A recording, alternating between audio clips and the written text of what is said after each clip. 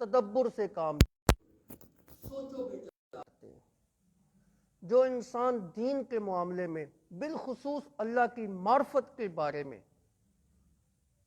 غور و فکر سے کام نہیں لیتا، میں نے قرآن کی آیت سنائی تھی ان شر الدواب، وہ مخلوقات میں سے برا ترین انسان ہے.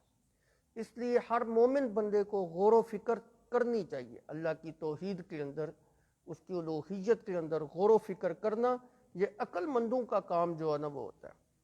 پھر اللہ رب العزت نے عقل مند انسان کی کچھ نشانیاں اور صفات بیان کی تھیں کہ عقل مند وہ ہوتے ہیں جو اپنی زندگی میں ہر وقت، ہر دم، ہر لمحہ، ہر لحظہ اپنے رب کو یاد کرتے رہتے ہیں، کبھی بلاتے نہیں ہیں.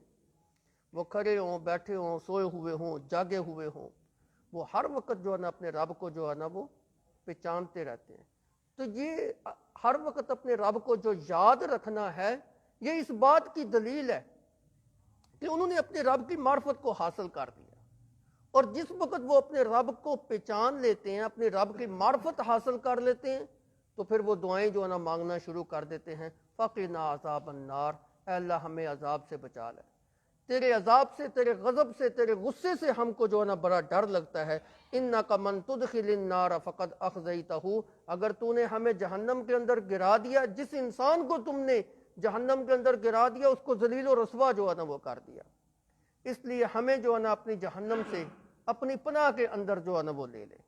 تو وہ یوں جو ہے نا دعائیں مانگنا شروع کر دیتا ہے. پچھلے درس کے اندر بھی آپ نے 2-3 دعائیں جو ہے نا وہ سبق میں پڑھی تھیں. ایک دعا یہ تھی ربنا اننا سمعنا منادیا ینادی للایمان، کہ ایک بلانے والے نے ہمیں بلایا، دعوت دی، ہم نے اس کی دعوت کو جو ہے نا قبول کر کے تیرے اوپر ایمان لے آئے ہیں، اس لیے ہم ہمارے گناہوں کو معاف فرما اور ہماری خطاؤں کو جو ہے نا درگزر فرما، اور نیک لوگوں کے اندر ہمارا جو ہے نا شامل ہمیں جو ہے نا وہ فرما دے. یہ جو وہ نیک لوگ اور متقین لوگ دعائیں کر رہے تھے نا، جس کا تذکرہ آپ نے پچھلے 2 دروس کے اندر جو ہے نا وہ سنا ہے، اللہ رب العزت نے ان کی دعاؤں کو قبول کرتے ہوئے خوشخبری ان کو سنا دی. فاستجاب لهم ربهم، ان کے رب نے ان کی دعاؤں کو قبول کر لیا. فاستجاب لهم ربهم، اللہ نے ان کی ساری دعاؤں کو جو ہے نا وہ قبول کر لیا. اس سے ہمیں ایک یہ بھی سبق ملا ہے کہ جو انسان اپنے رب کی معرفت حاصل کر لیتا ہے اور اپنے رب کو خالصتاً جو ہے نا وہ پکارنے میں لگ جاتا ہے اور اپنی زندگی اس کی تابعداری کے اندر گزار لیتا ہے، گزارنا شروع کر دیتا ہے، اللہ اس کی دعاؤں کو فوراً قبول کر دیتا ہے. دعا کی قبولیت کی ایک نشانی ہمیں یہاں سے یہ بھی ملی، جن لوگوں کی زندگیاں غور و فکر کے اندر گزرتی ہیں اور اللہ کے احکام کی تابعداری کے اندر گزرتی ہیں، اللہ ان کی دعاؤں کو فوراً قبول کر لیتا ہے. تو ایسے لوگ جو ہوتے ہیں وہ اللہ کے قرب والے لوگ ہوتے ہیں. ان لوگوں سے جا کے بھی آپ دعائیں کروا سکتے ہیں. ہم بزرگوں سے دعائیں کروانے کے مخالف نہیں ہیں. ہم یہ کہتے ہیں کہ جو بندہ اس دنیا سے چلا گیا ہے وہ آپ کے لیے دعا نہیں کر سکتا، بلکہ وہ آپ کی دعا کا محتاج ہے. ہاں، جو انسان جو ہے نا وہ زندہ ہے، حیات ہے، آپ اس سے جو ہے نا دعائیں کروائیں. نیک آدمی ہے، عالم ہے، متقی ہے، ولی ہے، اللہ کا پیارا ہے، انسان اس کے پاس جائے، جا کے اس سے جو ہے نا دعا کروا سکتا. کوئی اس میں حرج کی بات نہیں. صحابہ نبی صلی اللہ علیہ وسلم کے پاس آ کے دعائیں کروایا کرتے تھے. تو دعا کی قبولیت کے لیے ایک چیز جو نا یہ بات سامنے آ گئی کہ انسان اللہ اور اس کے رسول کے حکموں کا تابعدار جو ہے نا ہو. اللہ کہتے ہیں کوئی پکارنے والا مجھے پکارے تو صحیح، اجیب دعوت الداعی اذا دعان، جب بھی کوئی پکارنے والا مجھے پکارتا میں تو اس کی پکار کا جواب دیتا ہوں، میں تو اس کی پکار کو اور اس کی دعا کو قبول کر لیتا ہوں. یہ صفت صرف اللہ رب العزت کی ہے کہ ہر جگہ سے سننے والی ذات صرف ایک اللہ کی ذات. یہ جو ہمارے ذہنوں کے اندر بعض غلط مولویوں نے یہ بات ڈال دی ہوئی ہے نا کہ تمہاری تو سنتا ہی نہیں ہے جی، یہ غلط ہے. وہ مولوی کرپٹ ہے، کرپشن کر رہا ہے. ایسے علماء سے بچیں، ایسے برے لوگوں سے جو ہے نا وہ بچیں. کیوں نہیں سنتا بھائی؟ میں ایک بڑی آسان سی آپ کو دلیل دے دیتا ہوں. شیطان سے بھی بڑا کوئی مجرم ہے؟ شیطان سے بڑا کوئی مجرم آپ کو مل سکتا ہے؟ شیطان سے بڑا کوئی نافرمان ہو سکتا ہے؟ مومن بندہ ٹھیک ہے، اس کی زندگی کے اندر گناہ بھی ہیں، نیکیاں بھی ہیں، کبھی جو ہے نا وہ عبادت کا غلبہ ہوتا ہے، کبھی برائی کا غلبہ ہوتا ہے، لیکن شیطان کے اندر تو مادہ ہی اللہ نے وہ رکھا ہے، سراسر نافرمان ہی نافرمان۔ اس نے بھی اپنے رب کو پکارا تھا اور ایک دعا کی تھی، اے اللہ مجھے قیامت تک مہلت دے دے۔ اللہ نے اس کی دعا کو فوراً قبول کیا تھا۔ ٹھیک ہے، تجھے مہلت تو دی جاتی ہے، جب تک میں چاہوں گا تجھے جو ہے نا وہ مہلت دے دی جاتی ہے۔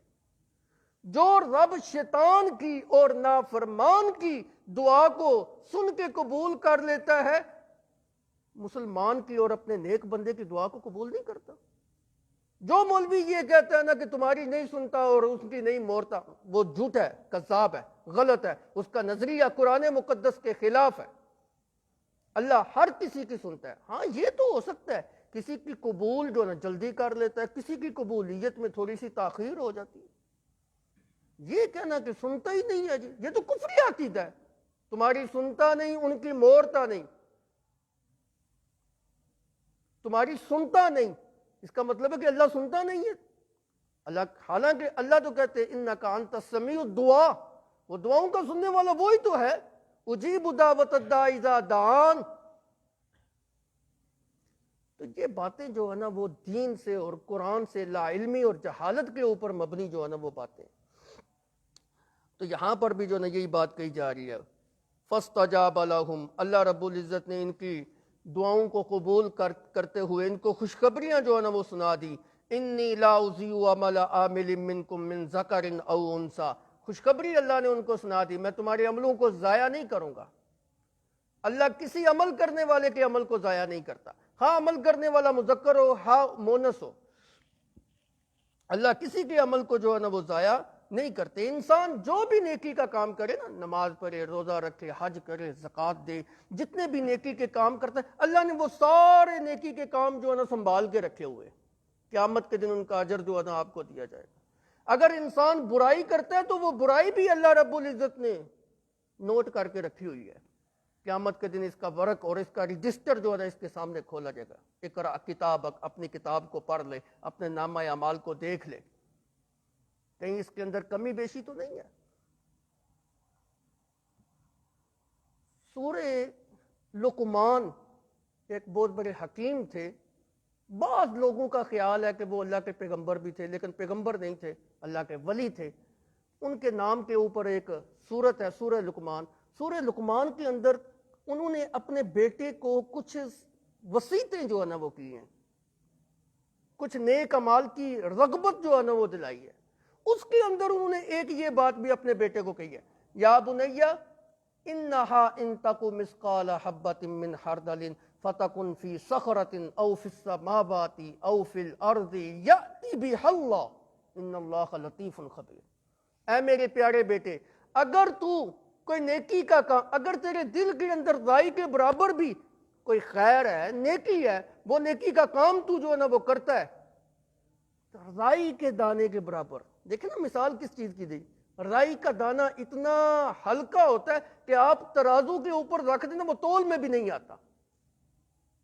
اگر اس کے برابر بھی تو نے نیکی کی نا، اور وہ نیکی بھی تو فی صخرۃ، تو نے پہاڑوں کے اندر اور غاروں کے اندر جا کے چھپ کے کی، او فی السماوات، یا تو نے آسمان کی بلندیوں کے اندر جا کے کی، او فی الارض، یا تو نے زمین کی پستیوں میں چھپ کے جو ہے نا وہ کی، یأتی بہا اللہ، کل قیامت کے دن اللہ اس نیکی کو بھی لے آئے گا۔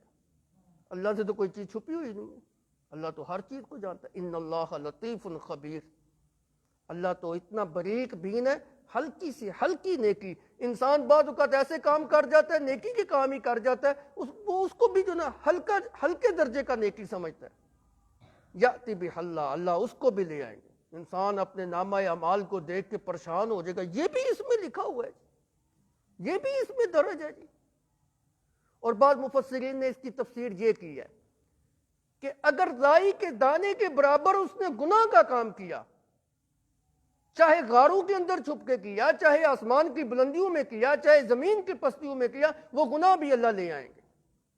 کسی بھی گناہ کو ہلکا نہ سمجھیں، اللہ کے دربار میں کرامن کاتبین وہ رجسٹر کے اندر نوٹ کر رہے ہیں۔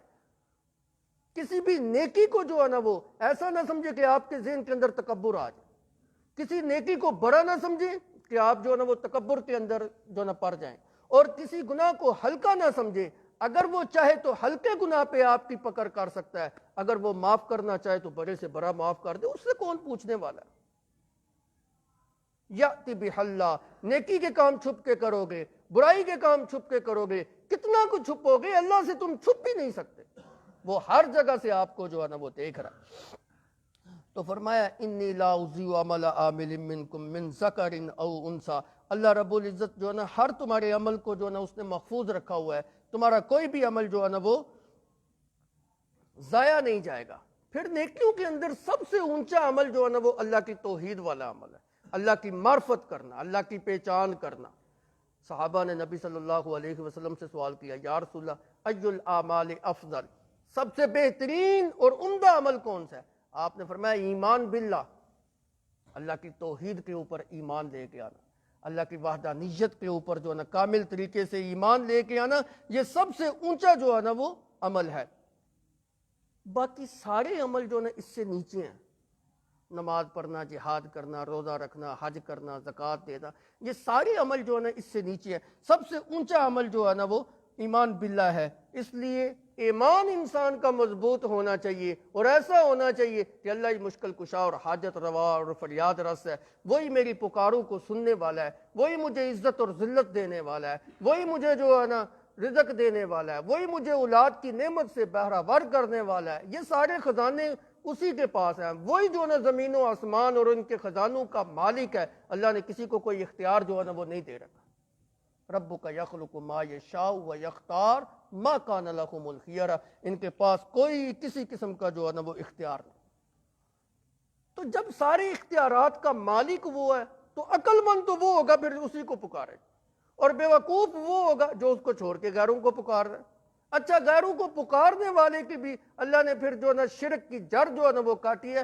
اللہ رب العزت نے فرمایا ان تدعوہم لا یسمعوا دعاءکم، جن کو تم پکار دو وہ تمہاری پکاروں کو کوئی نہیں سنتے، صرف اللہ کی ذات سننے والی ہے۔ لا یسمعوا دعاءکم، وہ تمہاری دعاؤں کو، تمہاری پکاروں کو نہیں سنتے۔ ولو سمعوا، اگر وہ سن بھی لیں، جیسے آج کل کہتے ہیں جی سنتے ہیں، ولو سمعوا مستجابوا لکم، یہ لو فرضی ہے، مثال دی گئی ہے۔ اگر سنتے ہوتے نا تو اللہ نے پکی اور پختہ بات کہنی تھی، مثال نہیں دینی تھی کہ اگر یوں ہوتا۔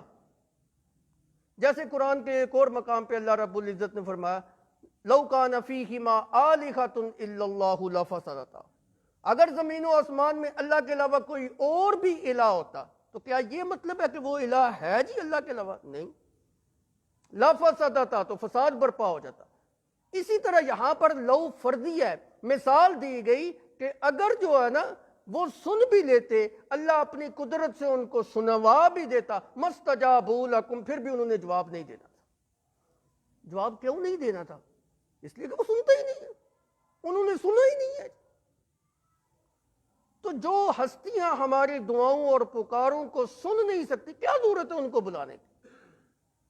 اور جو ہستیاں دعاؤں کو سننے والی ہے، جس کا دعویٰ یہ ہے فاستجاب لہم، جس نے یہ خوشخبری سنائی ہے، جس کا دعویٰ یہ ہے کہ اجیب دعوت الداعی اذا دعان، اس کو چھوڑ کر ایسی کمزور اور عاجز اور بے بس مخلوق کو پکارنا، یہ عقل مند نہیں ہو سکتا۔ نادانوں کا ہی کام ہے، بے وقوفوں کا ہی کام ہے، شرک کرنے والوں کا کام ہو سکتا ہے۔ مومن اور عقل مند ایسا جو ہے نا وہ کام کبھی بھی جو ہے نا وہ نہیں کر سکتا۔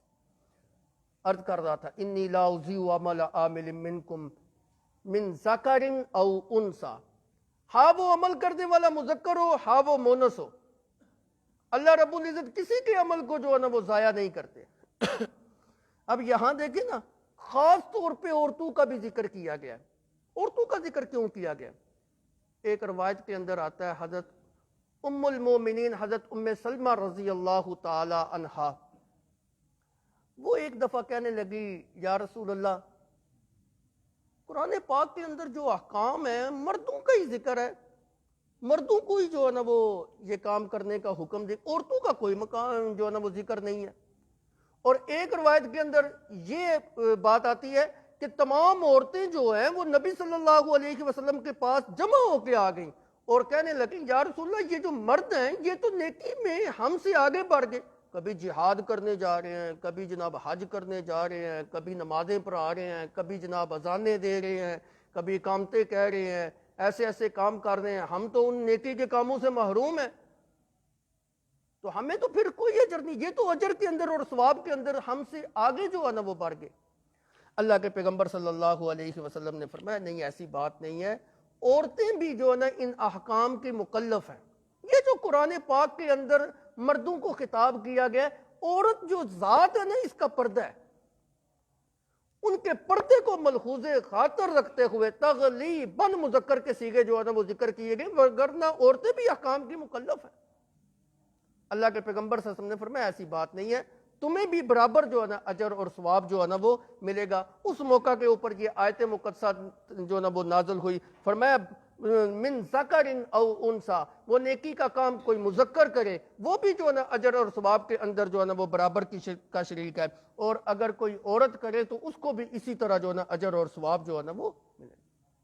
اجر اور ثواب کے اندر دونوں برابر ہیں، لیکن کچھ احکام ایسے ہیں جو مردوں کے ہیں عورتوں کے نہیں ہیں۔ اللہ نے مرد کو قوی بنایا ہے، اللہ نے مرد کو طاقتور بنایا ہے، اللہ نے مرد کو عورت سے زیادہ طاقت دی ہے، تو جب طاقت زیادہ دی ہے کچھ احکام کا اس کو ایسا مکلف بنایا نا کہ مشقت والے کام اسی کی ذمہ داری لگائی ہے۔ مثلا باہر سے کما کے لانا یہ عورت کی ذمہ داری نہیں ہے، اگر عورت باہر نکلتی ہے تو وہ خود غلطی کے اوپر ہے، اگر خامد اس کو مجبور کرتا ہے تو پھر بھی جو ہے نا شریعت نے یہ حق جو ہے نا عورت کو نہیں دیا کہ وہ عورت کما کے لائے، یہ حق مرد کا ہے، یہ کام مرد کا ہے، اس نے باہر نکلنا ہے، اس نے جو ہے نا کما کے لانا ہے، اس نے محنت کرنی ہے، اس نے گھر کا نان نفقہ جو ہے نا پورا کرنا ہے، گھر کا نان نفقہ پورا کرنا اور گھر کے اخراجات کو پورا کرنا یہ مرد کی ذمہ داری ہے، عورت کی ذمہ داری نہیں ہے۔ اپنے شوق سے کوئی نکلے تو پھر نکلتی رہے، شریعت نے اس چیز کا مکلف عورت کو نہیں بنایا۔ مرد کی ذمہ داری ہے اس نے گھر کا نان نفقہ پورا کرنا ہے، مرد کو اللہ رب العزت نے حاکمیت جو ہے نا وہ عطا کیا ہے، مرد کو امامت کے درجہ کے اوپر جو ہے نا فائز کیا ہے، مرد کو نبوت کے درجہ کے اوپر اللہ رب العزت نے جو ہے نا وہ فائز کیا ہے، مرد کی شہادت کو جو ہے نا کبھی جو ہے نا وہ قرار دیا ہے، مرد کی عقل کو جو ہے نا کبھی قرار دے دی۔ کئی معاملات ایسے ہیں مرد کو جو ہے نا گھر کی سربراہی بھی حاصل ہے اور مرد کو ایک وطن کی سربراہی بھی حاصل ہے، عورت تو نہ گھر کے اندر سربراہ ہے اور نہ ہی جو ہے نا حکومت کی سربراہ جو ہے نا وہ بن سکتی۔ شرع نے ان چیزوں کا اس کو مکلف نہیں بنایا۔ عورت کی کیا ڈیوٹی ہے؟ عورت کی ڈیوٹی یہ ہے کہ اس نے بچے جنمنے ہیں، عورت کی ڈیوٹی یہ ہے کہ اس نے بچوں کو سنبھالنا ہے، عورت کی ڈیوٹی یہ ہے کہ اس نے بچوں کی تربیت اچھی کرنی ہے۔ سب سے پہلی تربیت عورت کی گود ہے، ماں کی گود ہے، ماں کی گود سے اس بچے نے سیکھنا ہے۔ آپ نے دیکھا ہوگا بچہ جو ابتدائی کلمہ ہے لا الہ الا اللہ محمد رسول اللہ مائیں سکھلاتی ہیں ان کو، یہ مردوں کی ذمہ داری نہیں ہے، یہ عورتوں کی جو ہے نا وہ ذمہ داری ہے اچھی تربیت کر۔ اسی لیے تو اللہ کے پیغمبر صلی اللہ علیہ وسلم نے یہ فرمایا کہ شادی کے موقع پر دیندار عورت کا انتخاب کرو، جب تم دیندار عورت کا انتخاب کرو گے تمہاری بچوں کی تربیت درست کرے گی۔ عورت کا تو یہ کام ہے کہ گھر کا کام کاج اس نے کرنا ہے، گھر کو سنبھالنا ہے، خاوند کی جو ہے نا خدمت کرنی ہے، کھانا پکانا ہے، خاوند کے کپڑے اس نے دھونے ہیں، اور یہ کام کوئی چھوٹے سے کام ہے؟ ان کاموں کے کرنے کے اوپر بھی اس کو مرد کے برابر اجر اور ثواب ملتا ہے۔ میں آپ کو ایک حدیث سناتا ہوں، انسان حیران ہو جاتا ہے۔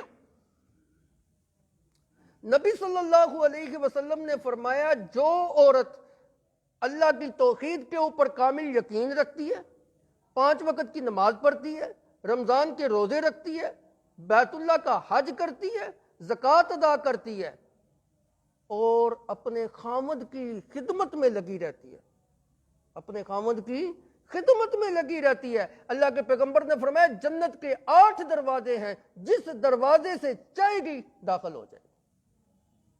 اجر کے اندر تو وہ برابر کی شریک ہے، اللہ نے اس کو اجر سے محروم نہیں کیا۔ کچھ عورتیں آ گئیں نبی صلی اللہ علیہ وسلم کے پاس، یا رسول اللہ ہمیں جہاد کی اجازت دیجیے۔ مرد جہاد کرتے ہیں، شہادت کا رتبہ بھی پاتے ہیں، اجر اور ثواب بھی ان کو جو نہ بڑا ملتا ہے۔ آپ ہمیں بھی اجازت دیجیے۔ آپ نے فرمایا جہاد کرنا چاہتی ہو، چلو اپنے محرموں کے ساتھ جا کے حج بیت اللہ کرو۔ تم بیت اللہ کا حج کرو گی، اللہ تمہیں جہاد والا اجر اور ثواب جو ہے نا وہ دے گا۔ کیوں؟ آپ دیکھیں نا، غور کریں دونوں چیزوں کے اندر۔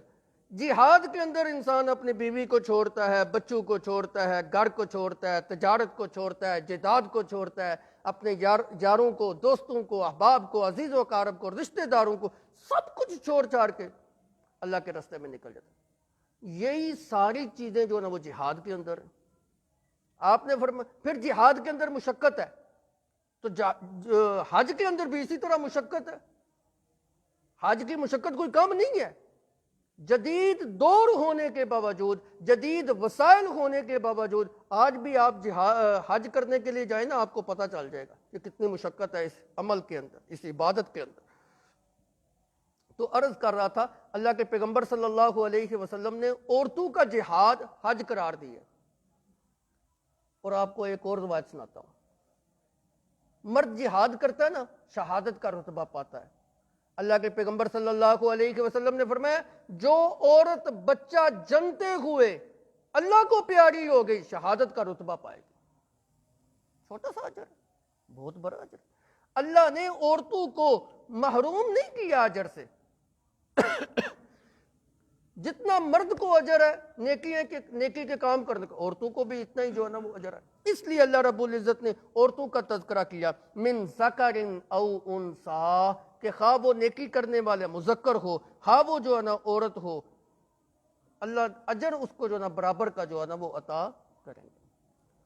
ہاں کچھ معاملات ایسے ہیں جس وقت عورت، دیکھیں عورت نے گھر سنبھالنا ہے، مرد نے باہر کا کام جو ہے نا وہ سنبھالنا ہے۔ جس وقت عورت گھر سے باہر نکلے گی، پھر فتنہ ہے، پھر فساد ہے، پھر فحاشی ہے، پھر عریانی ہے، پھر بے حیائی ہے، پھر معاشرے کے اندر امن کی ضمانت ہی نہیں ہے جی۔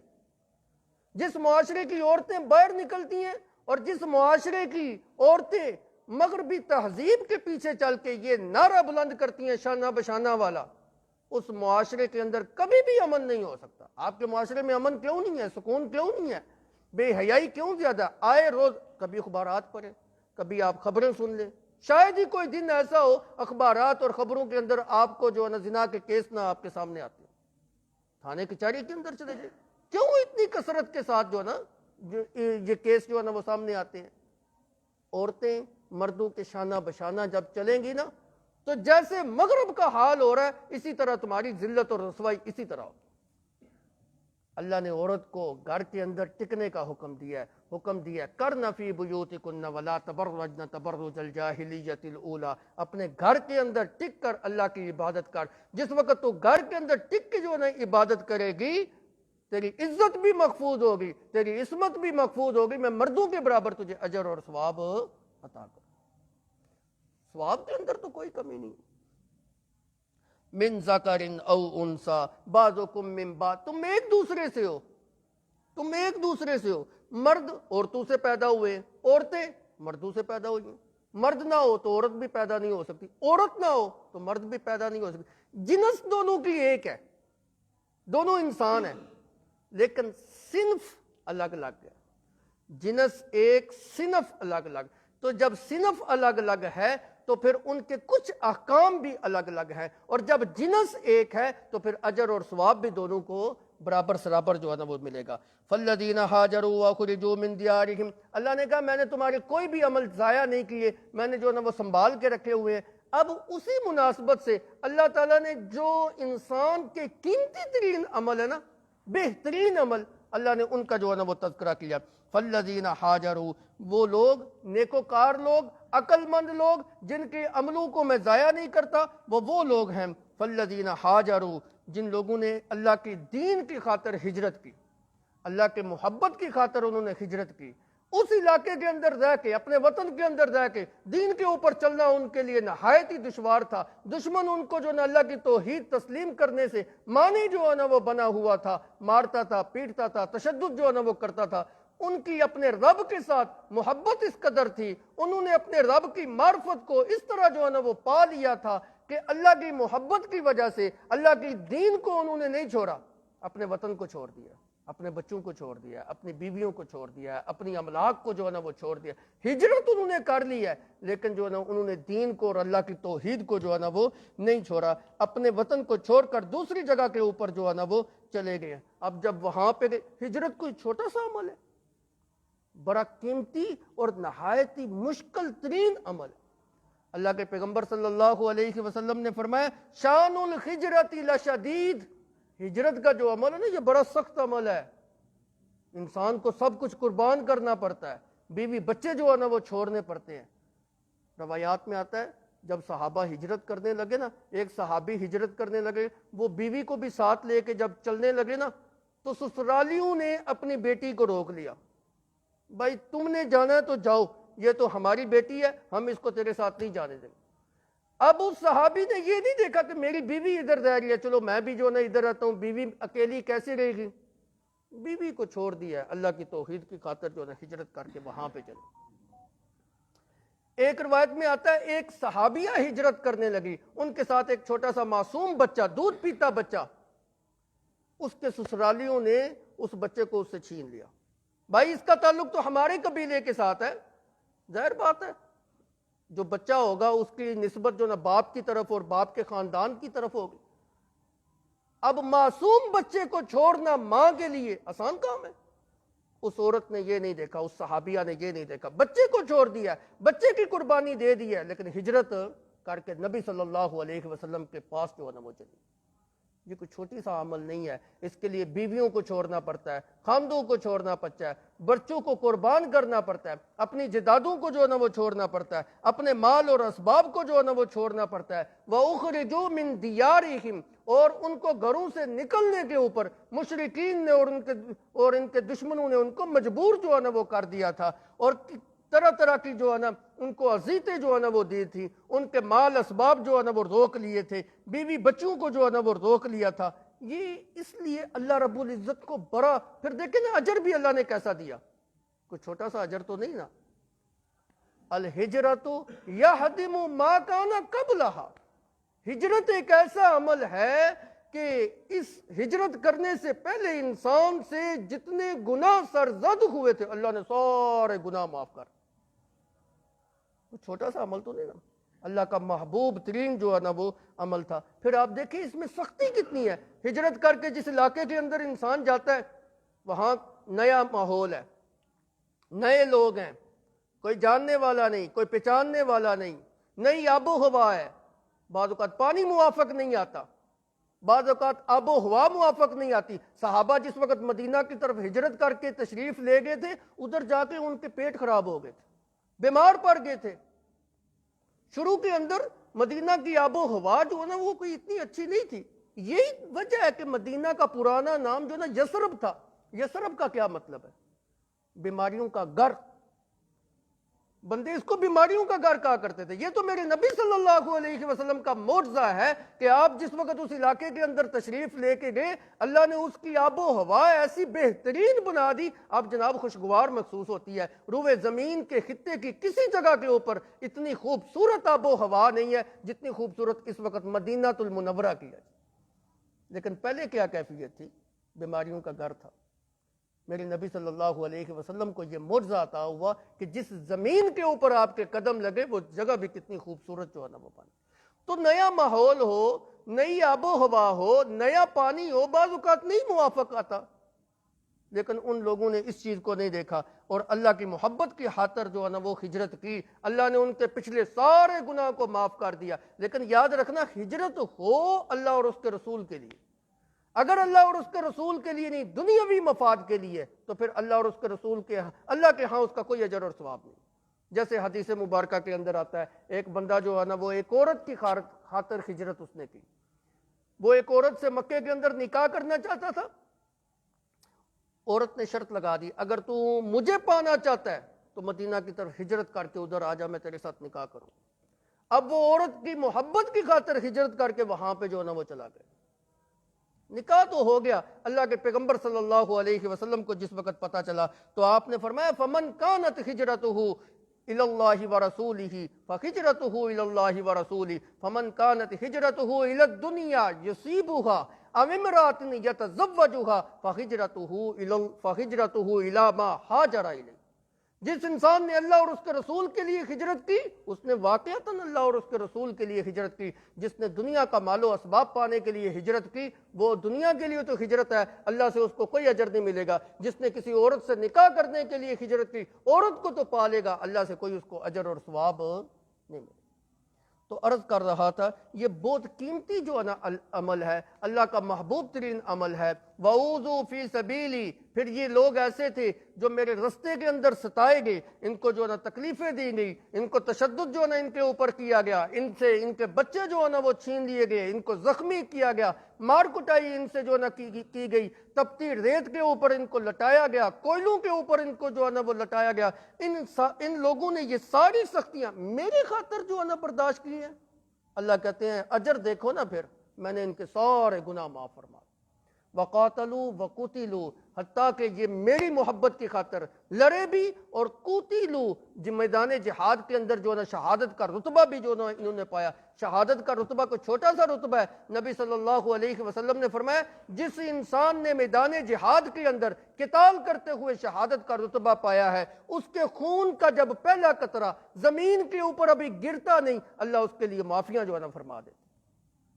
تو چھوٹی سی بات ہے شہادت کا رتبہ پانا. یہ ساری صفتیں بدرجہ اتم صحابہ کرام رضوان اللہ تعالی علیہم اجمعین کے اندر جو ہے نا وہ پائی جاتی.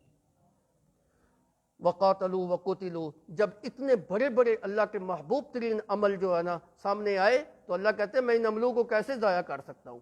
تو پھر ان کی جزا یہی ہوگی لَأُكَفِّرَنَّ عَنْهُمْ سَيِّئَاتِهِمْ وَلَأُدْخِلَنَّهُمْ جَنَّاتٍ تَجْرِي مِنْ تَحْتِهَا الْأَنْهَارُ. میں نے ان کی خطاؤں کو معاف کر دیا, میں نے جنت جو ہے نا جنت کا فیصلہ ان کے حق میں جو ہے نا وہ کر دیا. وہ ایسی جنت ہے تجری من تحتها الانہار, جس کے نیچے سے جو ہے نا وہ نہریں جو ہے نا وہ جاری اور ساری.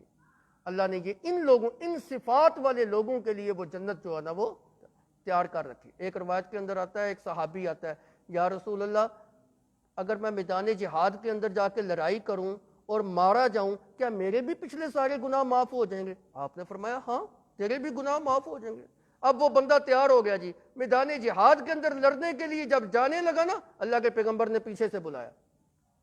آپ صلی اللہ علیہ وسلم نے فرمایا ابھی ابھی میرے پاس جبرائیل امین تشریف لائے, انہوں نے مجھے یہ بتایا تیرے جہاد کے اندر جانے کی وجہ سے اور جہاد کرتے کرتے شہادت کا رتبہ پانے کی وجہ سے تیرے سارے گناہ معاف ہو جائیں گے, لیکن ایک گناہ معاف نہیں ہوگا.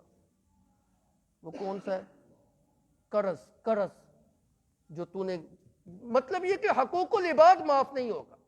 حقوق اللہ تو سارے معاف ہو جائیں گے لیکن حقوق العباد معاف نہیں. اس لیے کسی کو دھوکہ نہ دیا کرے, فرار نہ لگایا کرے. کسی کا قرض دینا تو اس کو دے مہربانی کر کے. یہ ایسے بندے کی اللہ کے پیغمبر نے جنازہ نہیں پڑھایا جو مقروض ہے. تو اس میں احتیاط جو ہے نا وہ کیا کریں. باقی جو یہ اعمال ہیں بڑے قیمتی جو ہے نا اعمال ہیں, اللہ نے فرمایا میں نے ان کے لیے جنت کو تیار کر رکھا ہے جس کے نیچے سے جو ہے نا وہ نہریں چلتی ہیں. ثوابا من عند اللہ, یہ اللہ کے پاس جو ہے نا وہ ان کا اجر ہے. واللہ عندہ حسن ثواب, اور اللہ کے پاس جو اجر ہے وہ بڑا ہی بہترین اجر ہے. اگر ان کے عمل جو ہے نا وہ بہترین ہے تو اللہ نے پھر اجر اور ثواب دینے کے اندر بھی کوئی کمی نہیں کی. اللہ عمل کی توفیق عطا فرمائے. ربنا آتنا فی الدنیا حسنہ وفی